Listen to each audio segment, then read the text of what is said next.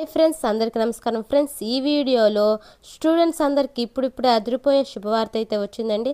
తల్లికి వందనం పథకంపై మన ప్రభుత్వం అయితే నేటివి ఏ డేట్ని వేస్తారో ఫిక్స్ చేశారండి. అయితే వీడియోలోకి వెళ్ళే ముందు మన ఛానల్ సబ్స్క్రైబ్ చేసుకోండి. ఇంకా లేట్ చేయకుండా టాపిక్ని స్టార్ట్ చేద్దాం. ఆంధ్రప్రదేశ్ ప్రభుత్వం విద్యార్థుల తల్లుల కోసం ప్రతిష్టాత్మకంగా ప్రవేశపెట్టిన తల్లికి వందనం పథకంపై 2026 నిధుల విడుదలకు సంబంధించి ఏపీ కేబినెట్ కీలక నిర్ణయం తీసుకుంది.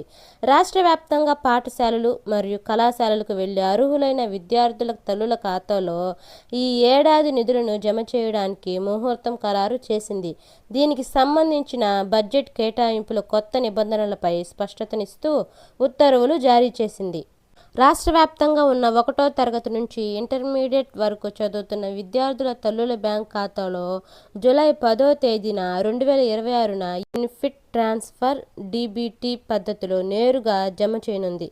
ఈ పథకం ద్వారా ప్రతి అర్హులైన తల్లికి ఏడాది 15,000 ఆర్థిక సాయం అందుతుంది. దీనికోసం విద్యాశాఖ ఏర్పాటు చేసింది.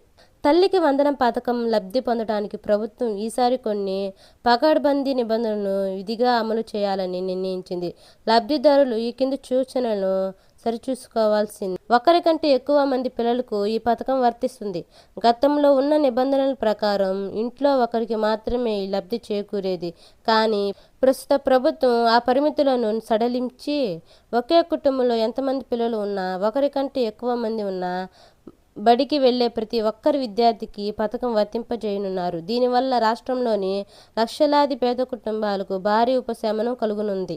ఇంకా ఈకేవైసీ చూస్తే లబ్ధిదారులు అయిన తల్లుల బ్యాంక్ ఖాతాలకు ఆధార్, ఈకేవైసీ మరియు ఎన్పిసిఐ మ్యాపింగ్ యాక్టివ్గా ఉండాలి. లేకపోతే నగదు బదిలీ ఫెయిల్ అయ్యే అవకాశం ఉంటుంది.